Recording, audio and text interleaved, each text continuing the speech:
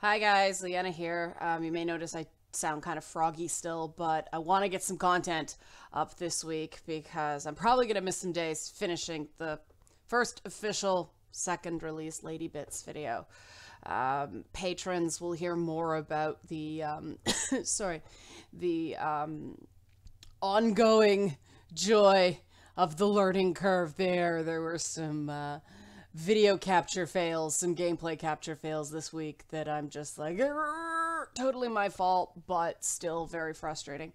But that's not what I'm talking about today. What I'm talking about today is this whole Me Too campaign, in particular, the problem with Me Too and viral outrage. I really like this article in Wired because it does speak directly to what I want to talk about today, which is okay, we're all upset. What do we do about it? And this is something that a few people have asked me about privately, and I wanted to talk about it, and I want to make sure I got it right.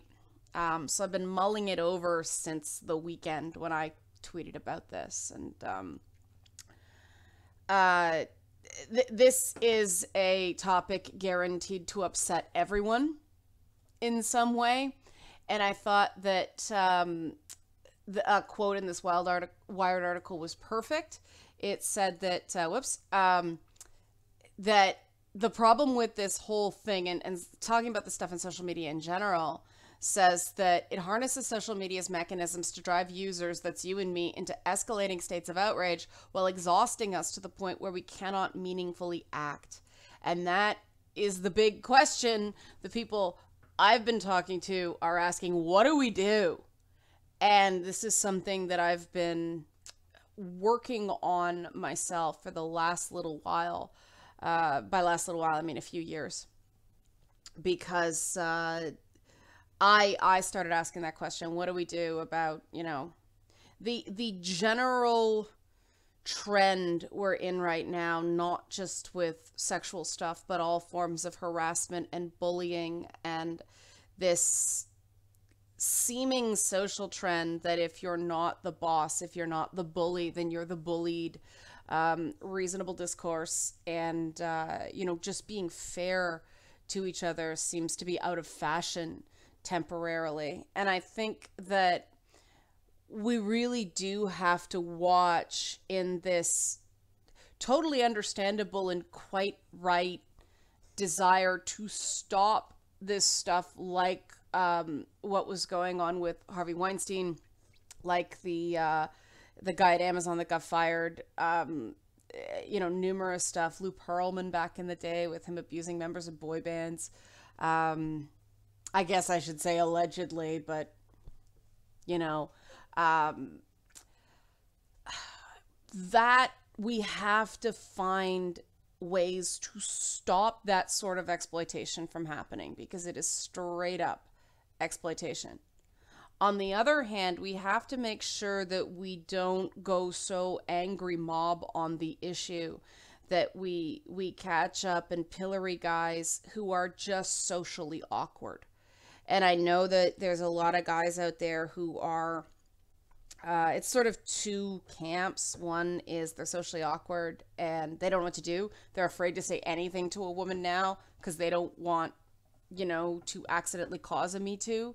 But then there are guys who were victims themselves, and they are rightly expressing concern that this is being treated as a women and transgender issue and not something that can happen to any person who has another person who is more powerful than them. And I mean, this is where we get into statistics and the fact that, even when a man is sexually abused, it's more likely to be another man doing the abuse. That doesn't mean women don't abuse men.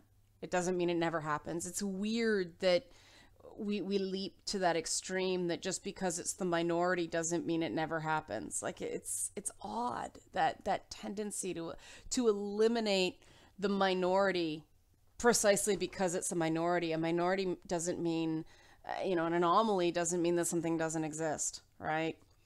Um, and so that's a complication to the what do we do? There's also the complication of the fact that the Me Too hashtag is lumping together both sexual assault, which is illegal, and sexual harassment, which can be a firing offense but is not illegal. It's equating two different behaviors. And even with cases of sexual assault, when you go in to file a criminal charge, well, you don't file it. A lot of jurisdictions, the Crown or the state files it. But when you go in and you report what is a crime on the books, you're not dealing with a preponderance of evidence burden. You're dealing with beyond a reasonable doubt, which means you need a certain amount of evidence. And the tricky thing about these situations is oftentimes there is absolutely no evidence. None. Either because you weren't at all prepared for it to happen, so you didn't have a tape recorder running, or you were in such a state of shock that you actually wrecked your own ability to get justice, because in a lot of cases people get pressed to go forward because they're ready. And this is why you have to be very, very careful not to report things on another person's behalf. They have to be ready to suffer the slings and arrows that go with this stuff, because what happens sometimes is that a well-meaning friend or family member goes and reports these things on another person's behalf, and then the person it happened to is embarrassed and they just want it to go away. So they go, it didn't happen, they can't. Once you do that, you can't then go and report it later. And it's very human. I totally get it. Sometimes you're not even in a position where you recognize that what was done was wrong yet. Sometimes it takes time. I'm speaking from experience. There were experiences I have. These weren't criminal. Like the things that, oh, if only I had proof. The groping and the forced contact and all that stuff. Like, I can still remember the taste and smell of the stale booze on the guy's Sunday of San Diego Comic-Con years and years and years ago. He was wearing a pro badge and he wanted to do, the little pin-up kissy on the cheek thing. Well, he turned me around and he grabbed my shoulder so I couldn't put away, and he puts this wet, sloppy, gross, open mouth kiss on me, and I shoved him away and I said, nope, not okay. I did everything right. And the security guards just stood there like bumps on a log, did nothing. The guy called me a bitch, disappeared into the crowd, and nothing I can do. Nothing I can do. I don't have the guy's name to report him. Now, that's a situation where the system just failed, right? Comic-Con should have better security than that. The fact that it happened in the front area, so outside the convention hall, but still within the building, where there is a security guard like every 20 feet because they're checking badges. But that's all they're there to do, is check badges. They're not there. And that's just a straight up non-consensual violation of a person, right? That's where the whole cosplay is not consent thing. And then there are things I find personally just less gross, just because there was no smell or taste involved. Those are very visceral sensations. But, my ass grabbed, people grabbing my boobs, people grabbing my crotch. It happens, and it happens a lot at live events. There is this sense that when you are in the media, you are somehow some sort of public commodity, and some people get the wrong idea about that. And they think that because they have supported you in some way and you do anything. I had one guy flat out say that, oh, come on, part of your profile is your sex appeal. So not that there's anything illegal, but there's this issue where if it's not illegal, it's not wrong, shut up. And that's the stuff I want to talk about today.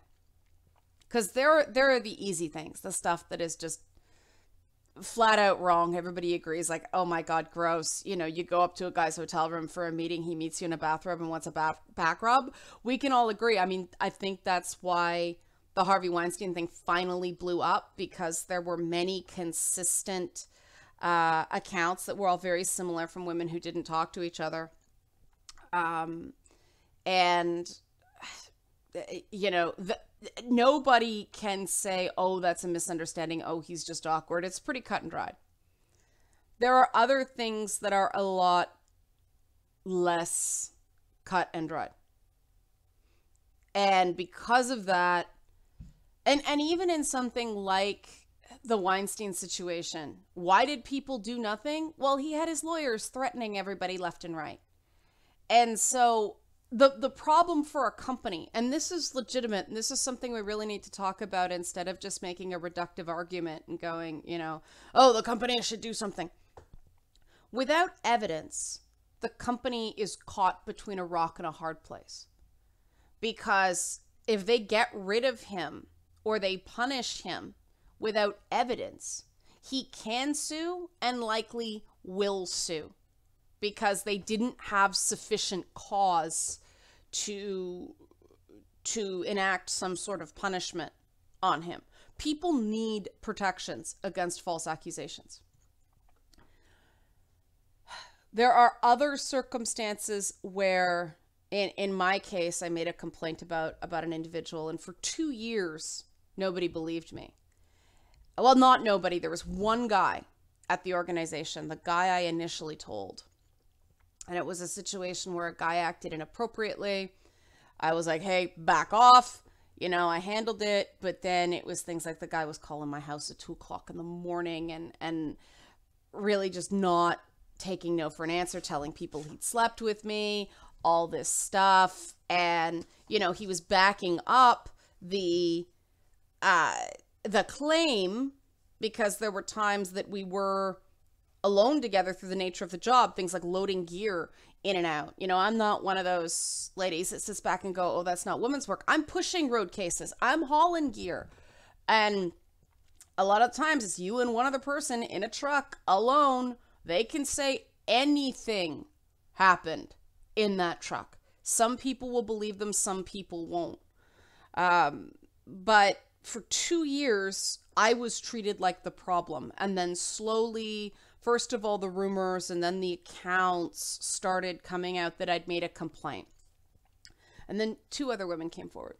And 5 other women came forward. And then double digits of women came forward. And then finally, sort of the advocacy internally built. And finally, the organization did something about the guy. And I'm not saying the name of the organization because I know how these things work. They can't win. If I say the name, some people will go, hey, yay, they did something right. Other people will go, oh, it took them 2 years to act. Other people will go, oh, not enough evidence, because for some people there's never enough evidence. Like somebody can actually have video of somebody doing something inappropriate and they'll still say it's doctored footage. There are some people that will never believe them. And so, you know, then it's, you falsely accused the guy, you ruined this guy's life, all this stuff. And this is the problem, is that reporting this stuff is not popular. It makes people really uncomfortable. And we because of that, and because the backlash is so strong, and I say this as somebody who has not only been in this situation, but has also advocated for both women and men who were in situations of abuse. I've been accused of being a rape apologist and I protected an abuser, and therefore I'm an abuser myself, because in certain situations, there was a female abuser of a male, and part of the abuse was she was abusing him, but then claiming he was abusing her. And those are ugly, ugly situations, because it takes time to sort of sit back and watch and listen and use your judgment and decide who is more credible. And that one did. actually end up with both of them getting charged with crimes. Only she actually spent any time in jail. So this was a very serious instance. But crazily, I can't say names there because I've been informed that if I name names there, I could be sued for defamation because of the particular deal of the plea bargain. That's how crazy these situations are, okay? So we need to start talking about the reality that not coming forward is the right choice. It's not a perfect choice, but it's the right choice for a lot of people in these situations. And that doesn't mean they don't deserve some form of support. It is solely at the discretion of the individual who was harassed or assaulted, whether or not they come forward, whether or not they tell their story. It is not your story to tell. It is not, you don't leak it. You don't, no. If somebody's contemplating suicide, you tell someone. Anything else, you keep it to yourself. The only time you betray a confidence if you think somebody is a direct and immediate threat to themselves or other people. If you think they're going to take their own life or you think they're going to go out and hurt somebody else, then you go talk. Otherwise, you have to retain that trust. And if a person doesn't want to come forward, there are very valid reasons for that, and they should not be shamed. And there's a lot of stuff going on with shaming people who have the wrong opinions, you know, shaming people for not coming forward sooner, shaming of Kate Winslet because she didn't have a direct bad experience with Woody Allen, but did have a direct bad experience with Harvey Weinstein, so she condemned Harvey Weinstein and didn't condemn Woody Allen. She did movies with both dudes.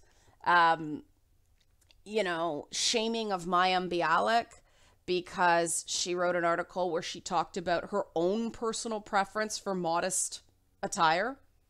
She actually said in the piece that she recognizes that other women go, I have the right to wear whatever I want. That shouldn't affect men's, you know, inability to keep their hands to themselves. You know, she actually acknowledged the other side, but nope, not good enough. The fact that she has a personal preference that other people determined as slut shaming. Oh, she's bad now. And the thing about that is, I have never been groped dressed as Ivy Valentine. Never. Poison Ivy, not so much, because these are both aggressive women, right? The persona is that, you know, you back off sort of thing. Chitara, I can't recall very much groping happening in that Chitara costume because, again, it's intimidating in its own way. It's the cat's eyes and the giant wig and the white skin and the Princess Leia bikini, I got my ass grabbed a lot. Guys like to yank the chain. I actually called security on one guy because he yanked the chain on that costume as part of a photo op where I was actually doing a gig for a guy who had an apparel license for Star Wars, and the guy just pulled it, and it actually hurt. And I'm like, you know what? When it's actually hurting, I should say something. But again, by the time security got there, the guy was gone. So, and even if you try to get them to give their name, it's not their real name. Like, come on. The burden is just too high. The one I got really badly groped, including that Comic-Con situation with Mr. Sloppy Drunk, was jeans and a t-shirt. It was Brandy from Liberty Meadows. That character, I don't know if you guys are aware of that character, but it's basically jean shorts and a plain old t-shirt and Ked running shoes. It's so Girl Next Door. It was one of my Frank Cho butt signing costumes. I had a thing for a while where the comic book artist Frank Cho, I'd dress up like one of his characters and he'd sign my butt. It started as an in-joke that blossomed into a 3-year thing that he kept wanting me to cosplay as Shanna the She-Devil. And he kept at it. I'm like, Frank? Because Frank's very shy in real life. It's like, Frank, if I dress as Shanna the She-Devil, will you sign my butt? And he kind of blushed, and it became this thing. And then I did Ms. Marvel, and never got groped as Ms. Marvel. Now it's Captain Marvel, the same character, but this was the black, still my favorite outfit, the one with, that's an awesome costume. But yeah, the more modest cosplays I have found actually encourage more groping. And I think personally, I have no proof of this, but I think it has to do with the persona of the character. And so because it's a power thing, and because when you're giving massive "I will shred you" vibes, which is what everything about the Ivy Valentine costume is about. It's all about squirm. You know, it's an aggressive costume. Boobs are out to here, armor out to here, claw out to here. So it's the same arm because one hand, sound of one hand clapping. That's what I always joke about, that chit chit chit chit chit, because of that big claw. But it is intimidating. Guys, don't grope, because I am basically at them everywhere. Yeah, it's the modest ones. So there is nothing wrong with a woman saying, I prefer to dress this way. I prefer to dress modestly. That's awesome. There's times I prefer to dress modestly just because it's all about what kind of thing you want to exude and what you're feeling like. Sometimes I just don't want to worry about standing up straight and holding my stomach in and all that stuff. I just want to be sloppy, right? Like, that's your choice. It's all about choice. But modesty does not create safety, and modesty does not stop people from seeing you as a potential sexual conquest. It doesn't. In some ways, it seems like, oh, you're playing hard to get, or, oh, that's a good girl. So, you know, we got to keep it straight, right? We got to keep that where it belongs. And it's the same thing with getting back to it, the choice to come forward or to not go forward. If someone comes forward, they need a very specific kind of support, because they need a support system who will be there for them and propping them back up.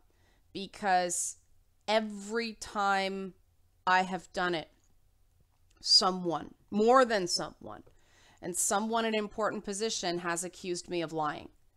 And so people need a support system to deal with the accusations of lying. You may be blacklisted if you come forward and tell the truth. Don't I know it? You may eventually realize that the only thing you can do is leave the community. That's what happened with me in Comic-Cons. I'm like, nobody's doing anything about this. Screw this. It's not worth it. It is not worth the money to go down to San Diego when they won't do crap about it. It's too expensive. It's not fun anymore. I don't want to constantly be on my guard. And I find the bigger the con, the more likely you are to get groped. The little lobby cons, I have had no problems with those. And I have worn some out there stuff to those things. Those big trade show type conventions, those are the ones where you get your nipples grabbed and your ass grabbed. And I don't even know how they can find my nipple under the crap. But some guys, they just grope around until it's gross. Like the idea that men do this, and it's men in this case, but in my husband's case, he's had women grab his ass at bars and he goes, whoa, ladies, I'm married. Oh, she can come too. So it ain't just men that do this. The question is, it's often men, just because of the sheer number of male CEOs versus female CEOs. Men have more power to damage you if you say anything about it, if you don't want to associate with them. And so I don't think it's just that men do this stuff. It's that men are in those power positions that make this harassment instead of just somebody being a pig, right?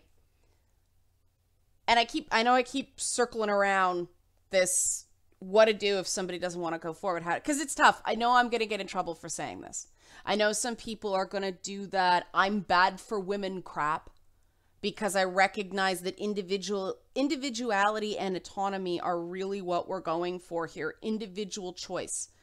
Personhood is the ultimate goal of this stuff. And when we start making our choices based on what is good for women and what is bad for women, as opposed to what is good for me, we lose that sense of personhood. We become a cog in a machine. And that's the problem with the women as a class mentality. It's my biggest problem with second wave feminism, that idea that it's what's good for women, what's bad for women, what, you know, these big groups making decisions about what the priorities were going to be. And I get there's a time and a place for that if you're going for the Equal Rights Amendment or something like that. But in these situations, it doesn't work, because I know a lot of women who just said nothing. I've been reading a lot of accounts from women who didn't even directly tell the guy, no, I don't like that.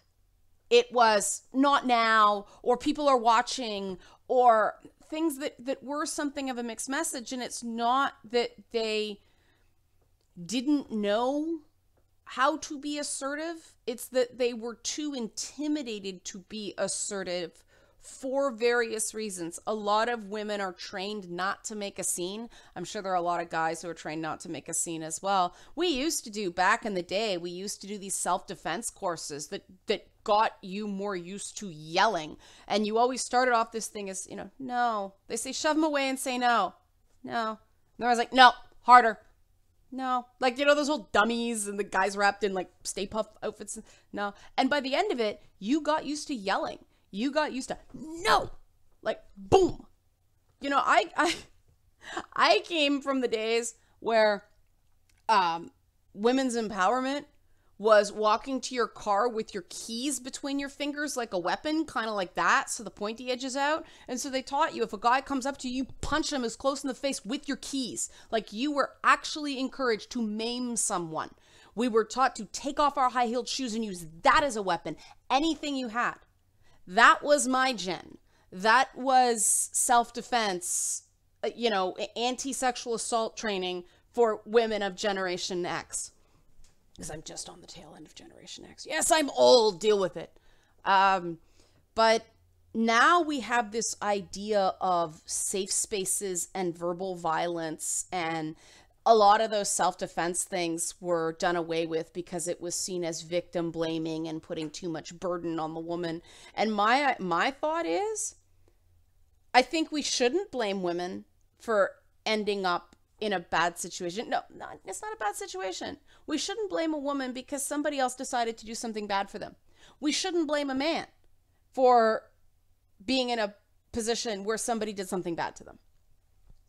But we should also teach this assertiveness stuff so people feel empowered to say no, no matter where they are or what the other person's status is. And this idea that if I say no, this guy could ruin me. This is the core of the dynamic. This is what makes this more than just irritating and gross. Right? Because I admit that guy, because he had a pro badge at Comic-Con, I didn't know who he was. And I'm like, oh man, is this guy going to make trouble for me? But I did it anyway. I yelled. Didn't do anything. I mean, that's the other problem. You yell, you do all the stuff that you were trained to do.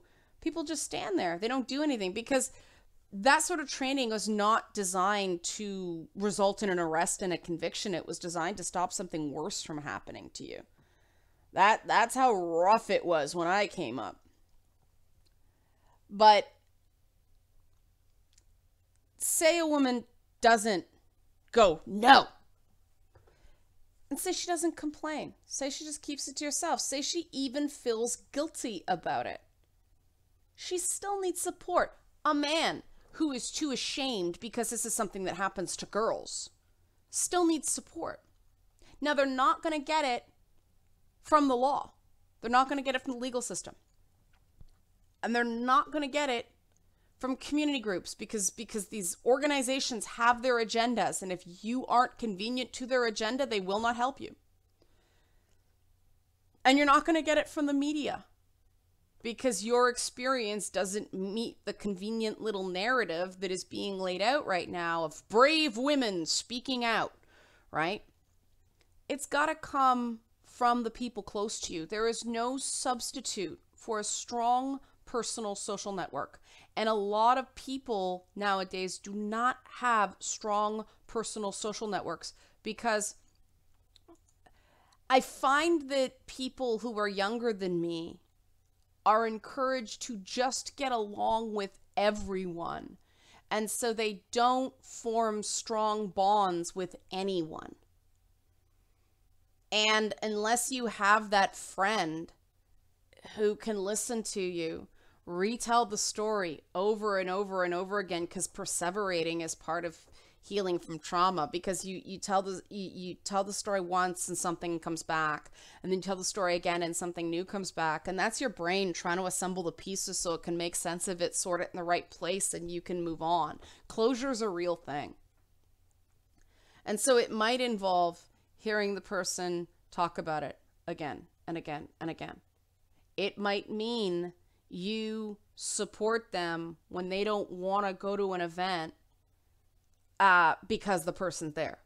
And that means you may want to stay home too. And the number of people who are like, I have to go, I want to see my friends. Well, if they won't come to you because they know you had a bad experience, they're not your friends. They're acquaintances. People should not keep going back into an environment where they're re-victimized because they want to see their friends. What the hell? But I hear that all the time. So you may have to not do things because your friend couldn't do it that day. You may have to go to some events you don't want because the person didn't want to go there alone. That's another thing. Like, the buddy system works really well. Part of the thing about the situation, the incident at San Diego Comic-Con, it was 15 minutes when I was not with another person. I don't normally do that, but I had to go to the bathroom and I was the only woman in the group. It literally happened walking from my group of friends down by the food to the nearest bathroom. People stop you every 5 feet for pictures. You know, none of these is foolproof. It's all about what the individual person needs. And it's all about getting past it and getting on with your life. So you can talk about it, you can learn from the experience, you can be positive about it, not still feel a sense of guilt about what happened. And that's what it's really about. It's not about punishment, it's not about retribution. It's the ability to move on with your life without damage to your career or damage to some important element of your life, and the blacklisting and the shaming and the alliances and the secret, cabals, the in-groups, the out-groups that are going on in so many businesses right now are not conducive to this stuff actually functioning. In Hollywood's like this, gaming's like this, Washington's like this. Everybody knows everybody. So if two people have a disagreement and one person's more in with the in-group than the other person, that other person gets blacklisted. And that can be a just cause, game reference, yay, or it can be an unjust cause. It can just be straight up social bullying. It doesn't matter. The blacklisting is a real thing. We live in an age where one person can create this block list where with a couple of clicks, people can block thousands of people from their social media experience. These, to me, are the conditions where predators are going to thrive. So the best thing I can suggest is friendship has got to matter. Solidarity has got to matter. And if a person is only your friend when it costs them nothing, they're not your friend. And if you don't start cultivating relationships with people who have your back, these things are going to feel very lonely. They are going to hit you harder because you don't have those friends who are there for you and stick with you when you're annoying because you're traumatized, And yeah, people are going to go, you're victim blaming because you're saying a traumatized person is annoying. Having been there myself, you get annoying because you get stuck. And you hope that there's a few people in your life who will put up with you until you come out of it. That's human. That's reality. That's something we have to talk about because there's no right kind of victim, right? There's no way a victim should act or is supposed to act. Everybody's very different. And, systemic stuff aside, we need more competition and less of these cliques, because that means that somebody can just leave a company and go on to another company. The problem is, if you leave a company, how do you get a reference if you left on bad terms? If your boss like molested you and you went, back off, buddy, he's not going to give you a good reference. You know, you need to be able to have more mobility in the workforce so you can get away from a creepy boss. You can get away from a bullying boss. But also, companies have to stop rewarding bullying. I mean, that's what was so egregious about the Harvey Weinstein thing, is people may not have known he was a pervert, but everybody knew he was a bully. Everybody knew. But there are so many bullies in Hollywood that he wasn't abnormal in that regard. I have had throwdowns with interns and co-op students and things like that, where they treat me like I'm a big meanie. And I tell them, if you think I'm the scariest person you are going to encounter in this industry, find another place to work. Because the whole reason that Harry Potter needed Severus Snape is he needed to face Voldemort. And if you can't get past the level 1 boss, you are never going to be able to hold up against the big bads. And it's not fair that we have to deal with these big bads just to make content, to make goofy content where I make jokes about hating The Sims. I have to deal with this crap. But that's the reality right now.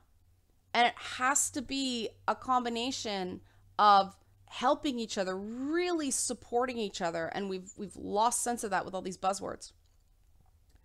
Increasing support, reducing the cliques, and recognizing that resiliency is important. Expectations matter. Setting expectations matter. At the end of the day, you don't report things. You don't speak out to get a criminal conviction, to punish the guy. If you go in there wanting that, needing that to get closure, you are very likely going to be disappointed because of that burden of proof, because it's a beyond reasonable doubt situation. If you go into it as I do, saying, I want to create a paper trail. I want to create the first brick in the road for the next woman he goes after, and the next one, or the next guy, or whatever. I am going to help build that case.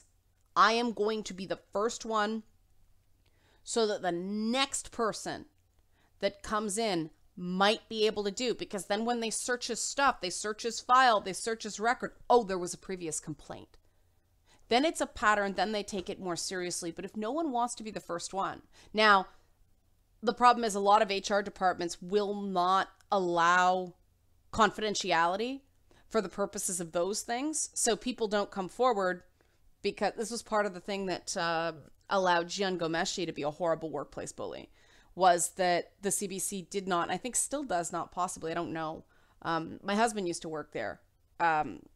But they did not guarantee confidentiality when you made a complaint, because the idea that people had the right to defend themselves and all that stuff. So who's going to complain about your boss when your boss will find out and retaliate? Because the whole reason you're going to HR in the first place is your boss is a bully. It's a stupid system. It's a cover your ass system, not an actual employee advocacy system. And because we're so fixated on punishment, because we're fixated on heads are gotta roll, somebody gotta lose a job, other than sort of a 3 strikes you're out type system of, let's get everybody feeling okay about this.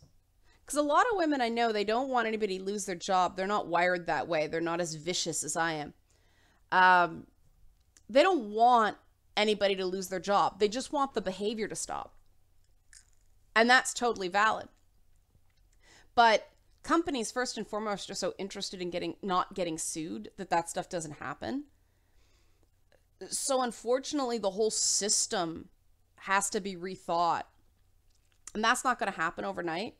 And that's why I'm advocating for this support paradigm, that sometimes the best support you can give someone is an open ear and a friendly face and real empathy.